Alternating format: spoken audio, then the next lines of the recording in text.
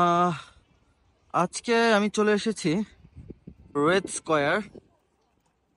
এটা হচ্ছে রাশিয়ার সেই বিখ্যাত রেড স্কয়ার। আর এখানে যে শীতকালীন মেলা বা উইন্টারের যে মেলাটা বা উইন্টার ফেয়ার, এটা দেখতে। তো আজকে আমি মেলা দেখব এবং আপনাদের সাথে আমার এক্সপিরিয়েন্সটা শেয়ার করব যে রাশিয়াতে শীতকালীন যেই অনুষ্ঠান বা শীতকালীন যে ফেস্টিভ্যালগুলো হয়ে থাকে, বিশেষ করে নিউ ইয়ার বা ক্রিসমাস ক্রিসমাস উপলক্ষে সেইগুলো। তো এই হচ্ছে সেই বিখ্যাত রেড স্কোয়ার রাশিয়ার, যার ইতিহাস 500 বছরের পুরনো। এই যে যেই জায়গাটা দেখতে পাচ্ছেন, এটা হচ্ছে রেড স্কোয়ার। আর এই রেড স্কোয়ার নামের পিছনে অনেক বড় একটা ইন্টারেস্টিং ফ্যাক্ট আছে। সেটা হচ্ছে যে রাশিয়াতে লাল রংকে বলে হচ্ছে ক্রাসনিয়া। রুশ ভাষায় এটাকে বলে ক্রাসনি। আর লাল রংকে রাশিয়াতে সবসময় হ্যাপিনেস বা খুশির একটা বা সৌন্দর্যের একটা প্রতীক হিসেবে দেখা হয়। তো ওই হিসেবে লাল রং হচ্ছে এখানকার একটা সৌন্দর্যের প্রতীক। এই সৌন্দর্যের প্রতীক হিসেবে এই জায়গাটার নাম লাল লাল কেল্লা টাইপের এরকম কিছু একটা, বাংলায় যদি ট্রান্সলেট করা হয়, বা ইংলিশে যেটাকে বলে রেড স্কয়ার। আর এই নামকরণটা আসলে করা হয় যখন রাশিয়াতে জার রাজাদের হাতে ক্ষমতা ছিল এবং রাজা ইভান এই জায়গাটির গোড়াপত্তন করেন। এবং এই জায়গাটি যখন গোড়াপত্তন করা হয়, তখন এই জায়গাটি মূলত ব্যবহৃত হতো শহরের প্রাণকেন্দ্র বা মিলিত হবার যে স্থান, সেই স্থান হিসাবে। এখানে মানুষ মিলিত হতো বাজারের মতন তাদের নিত্য প্রয়োজনীয় জিনিস বা বিভিন্ন জিনিস কেনার জন্য। এবং কালের বিবর্তনেই সেই জায়গাটা বর্তমানে একটি বিখ্যাত রাশিয়ার একটি বিখ্যাত জায়গা এবং অন্যতম বিখ্যাত একটি জায়গায় পরিণত হয়েছে। আমি যদি আপনাদেরকে একটু দেখাই, এখানে আপনারা দেখতে পারবেন যে কত সুন্দর বিল্ডিং এখানে। আর এই হচ্ছে বিখ্যাত ক্রেমলিন,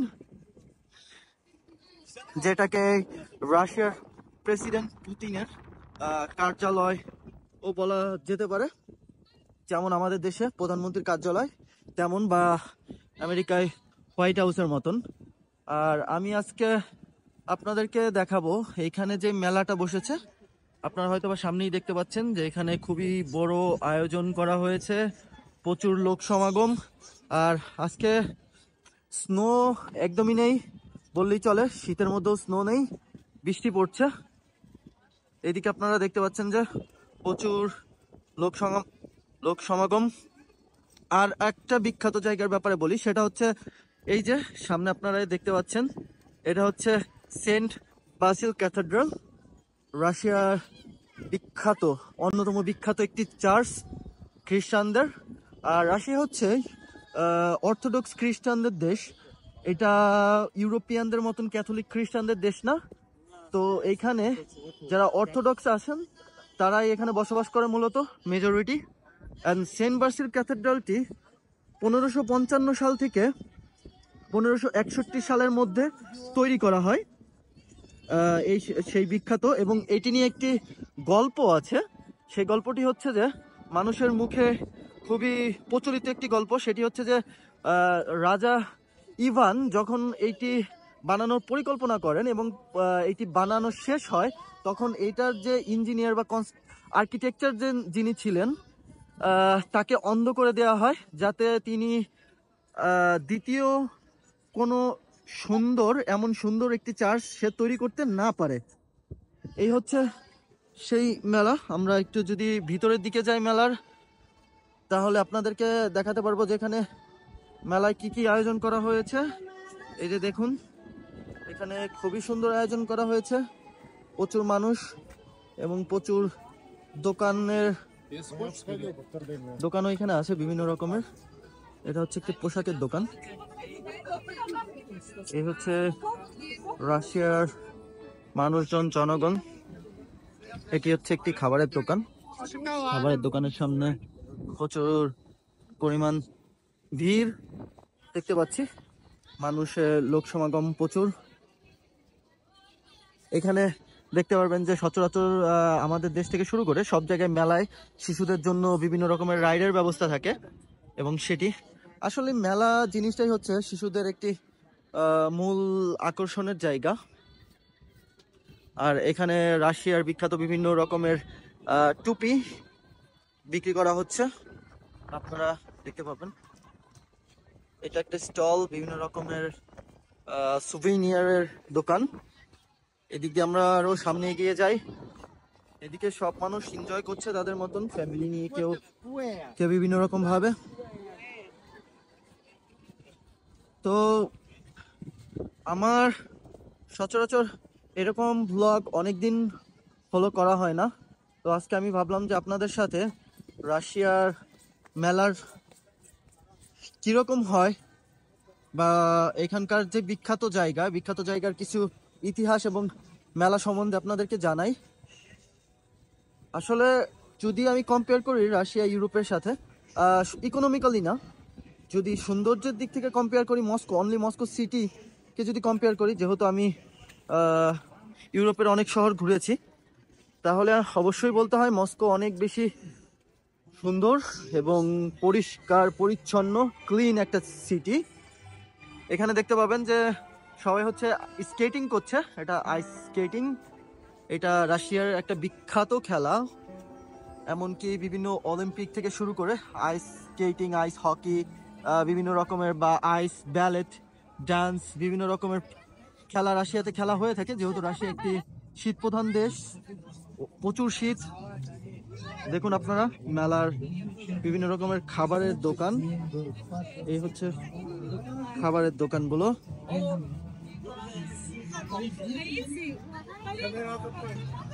এদিকে আপনাদেরকে একটু দেখায় যে মানুষজন কিভাবে এনজয় করছে, প্রচুর মানুষজনের লোক সমাগম এখানে।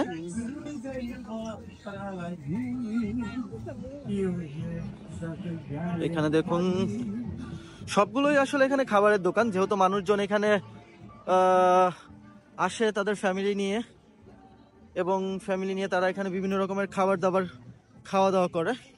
কফি থেকে শুরু করে সবগুলো হচ্ছে লাইট খাবার, তেমন ভারী কিছু না, স্ন্যাক্স টাইপের খাবার। এখানে দেখতে পারেন খুব সুন্দর একটা বড় ক্রিসমাস ট্রি, খুবই সুন্দর করে সাজানো গোছানো, খুব পরিপাটি একটা শহর হচ্ছে মস্কো, রাশিয়ার ক্যাপিটাল সিটি। আর এটা হচ্ছে মস্কোর প্রাণকেন্দ্র, সিটি সেন্টার।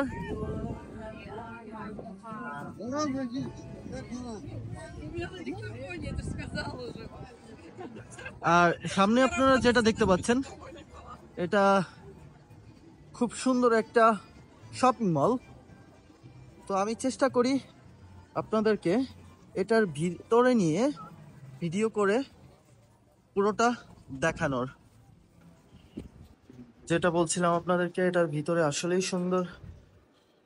আমরা চলে আসলাম এটার শপিং মলের ভিতরে, একবার আপনারা দেখুন। আপনাদেরকে একবার পুরোটা একটু ঘুরিয়ে দেখাই।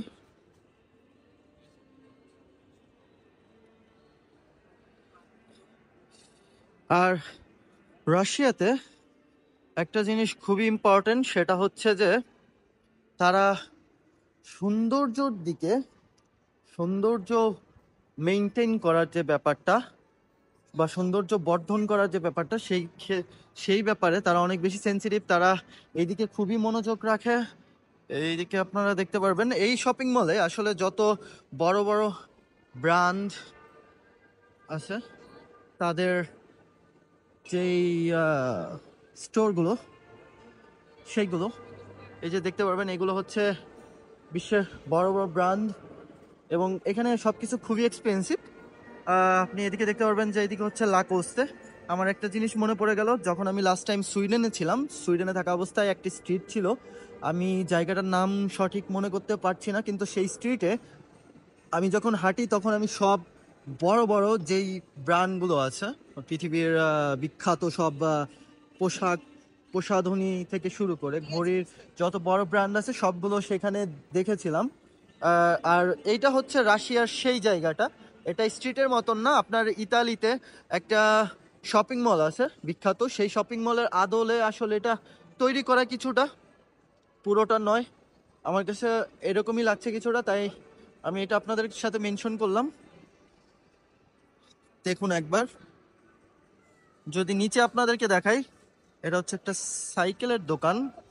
এইদিকে দেখুন বিভিন্ন রকমের মেকআপ বিউটি থেকে শুরু করে প্রসাধনী পোশাক ক্লোদিং সবকিছুই এখানে আছে।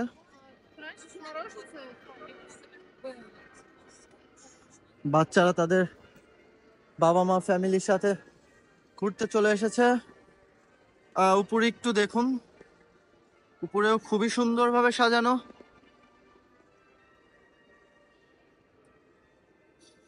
তো আমরা একটু এই বিল্ডিং এর নিচে যাওয়ার চেষ্টা করি। এই যে আপনাদেরকে নিচ থেকে আমি দেখাচ্ছি যে এটা আসলেই কত সুন্দর একটা জায়গা, নিচ থেকে দেখলেও আপনারা বুঝতে পারবেন। এই যে দেখুন,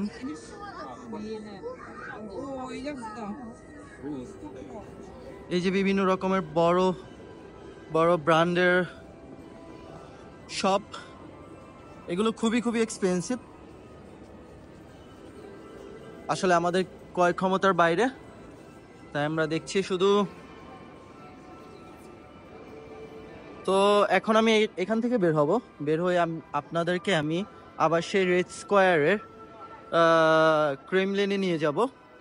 এখানে আপনারা দেখতে পারবেন যে বিশ্ববিখ্যাত ব্র্যান্ড ডায়োরের একটি শপ, চেইন শপ, বিভিন্ন রকমের দামি ব্যাগ। তো আমি আসলে চলে যাচ্ছি বাইরে, সেখানে গিয়ে মেলাতে ফেরত যাই এবং মেলার আরো কিছু আকর্ষণীয় জিনিস আপনাদেরকে দেখানোর চেষ্টা করি। আমরা চলে আসলাম বাইরে, এদিকে দেখতে পারবেন এটা হচ্ছে অ্যাম্বুলেন্স। এই সেই সামনে Saint cathedral, Saint Basil cathedral, এই হচ্ছে সেটা, রাশিয়ার অন্যতম আকর্ষণ। আর যেটা আমি আপনাদেরকে বললাম যে আমরা মেলায় ফেরত যাই, মেলায় ফেরত গিয়ে দেখি যে আরো আকর্ষণীয় কি কি জিনিস সেখানে আছে। তো ফেরত চলে আসলাম আবার মেলাতে। এখানে দেখতে পারবেন যে অনেক মানুষ এটার ছবি তুলছে, এটার সাথে ছবি তুলছে, কেউ ভিডিও করছে, কারণ আসলে এটাই সবচেয়ে বড় আকর্ষণ এখানে। বাচ্চাদের বিভিন্ন রকমের মজা। এই হচ্ছে মেলার গেট, গেটে সুন্দর করে লেখা রাশিয়ান ভাষায়। এই হচ্ছে মেলা, সবকিছু অনেক সুন্দর করে সাজানো।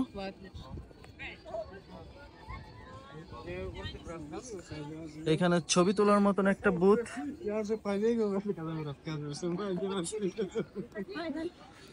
এইদিকে দেখতে পারবেন যে বাচ্চাদের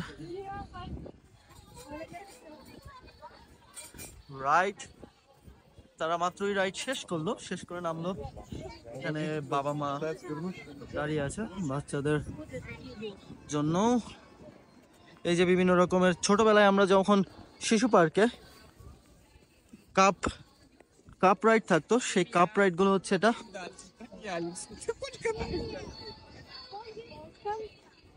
আর একটু সামনের দিকে যাই, আসলে অবশ্য আমার নিজেরও ছোটবেলার কথাগুলো মনে পড়ছে যে অনেক ভালো ছিল। এখানে বিভিন্ন রকমের কাবাব কাবাব না গ্রিল আইটেম সেল করছে। এখানে দাঁড়িয়ে দাঁড়িয়ে মানুষ কফি খাচ্ছে, যেহেতু ঠান্ডার দেশ, এবং এখানে চা কফি একটু বেশিই খাওয়া হয়। আমি আরেকটু সামনের দিকে যাচ্ছি। যে ঘোড়ার একটা যে রাইড ছিল, আমরা ছোটবেলায় অনেক চড়েছি, সেই রাইডটার দিকে। এইদিকে দেখতে পারবেন এখানে একটা শাসলিকের দোকান, বা আপনারা যেটাকে কাবাব বলেন, কাবাব বা শাসলিক যেটাই বলেন, সেটার দোকান এটা। এখানে করা হচ্ছে, প্রচুর পরিমাণে ধোঁয়া। এই হচ্ছে সেই ঘোড়ার রাইড। দেখুন, বাচ্চারা হয়তোবা রাইড শেষ হলো, বাচ্চারা বের হয়ে আসছে, আবার হয়তোবা নতুন নতুন নতুন বাচ্চারা যাবে এবং নতুন করে রাইড শুরু হবে। ওইদিকে আরো মজার একটা জিনিস, খুবই সুন্দর, দেখুন একবার। আমার এগুলো দেখে নিজের মনের মধ্যে অনেক উৎফুল্ল লাগছে, খুবই সুন্দর লাগছে সবকিছু। এবং আমি এখানে দেখছি যে মানুষ কিভাবে তাদের টাইমটাকে এনজয় করছে।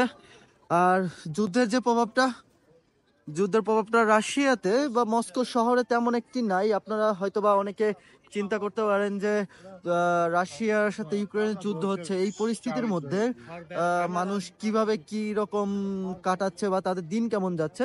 হয়তোবা আপনারা নিজের চোখেই দেখতে পাচ্ছেন যে তাদের দিন একদমই খারাপ যাচ্ছে না, তারা খুবই ভালোই আছে এবং ভালো মতনই তারা তাদের সময় কাটাচ্ছেন তাদের ফ্যামিলির সাথে। মস্কো শহরে তেমন একটা ইফেক্ট পড়েনি, হয়তো বা অর্থনৈতিকভাবে বা রাজনৈতিকভাবে ইফেক্ট পড়লেও এখানে যেই একটা প্রত্যক্ষ যেই জিনিস বা প্রত্যক্ষভাবে মানুষ যে জিনিসটা ফেস করবে, এরকম কোনো ইফেক্ট এখনো পড়েনি। আমি একটু ওই দিকটায় যাই, ওই দিকটা গিয়ে আপনাদেরকে একটু দেখাই। এখানে রুশ ভাষায় লেখা আছে সে নোভেম গোদম, মানে হ্যাপি নিউ ইয়ার। যদি এটাকে আমি ইংলিশ করি বা বাংলা করলে শুভ নববর্ষ 2025কে এখানে ওয়েলকাম করা হয়েছে। এখানে বিভিন্ন রকমের দোকান, হয়তো অনেকে চিন্তা ভাবনা করতে পারেন যে এখানে সবই ম্যাক্সিমামই খাবার দোকান কেন, কারণ এই মেলাগুলো খাবার দোকান কেন্দ্রিক, আর কিছু বাচ্চাদের জন্য রাইড থাকে। আর সামনে যেটা দেখতে পাচ্ছেন, এটা অবশ্যই একটা বিখ্যাত জায়গা। এখানে সমাধি করা আছে রাশিয়ার, কমিউনিস্ট রাশিয়ার যে প্রতিষ্ঠাতা লেনিন, লেনিনের মৃতদেহ এখানে সমাধিস্থল করা আছে এবং এটা তার সমাধি বা কবর, যেটাই বলি বলি না কেন, এইটাই সেটা। এটাও একটি বিখ্যাত জায়গা, আপনারা দেখুন। আপনাদেরকে আমি দেখানোর চেষ্টা করলাম রাশিয়ার মেলা, সাথে অল্প কিছু ইতিহাস রাশিয়ার ক্রেমলিন রেড স্কোয়ার সম্বন্ধে, আর এইখানকার যেই শপিং মলটা আছে তার সৌন্দর্য সবই দেখালাম। অবশ্য আজকে প্রচুর বৃষ্টি, বৃষ্টির মধ্যে আমি যতটুকু চেষ্টা করলাম হয়তোবা ভালোই করেছি। আশা করি কমেন্ট করে জানাবেন। ধন্যবাদ সবাইকে, আর দেখা হবে পরবর্তী ভিডিওতে। আবার কোনো একটা ইন্টারেস্টিং ভিডিও নিয়ে আমি খুব শীঘ্রই আসবো। ধন্যবাদ সবাইকে, ততদিন ভালো থাকবেন, বাই বাই।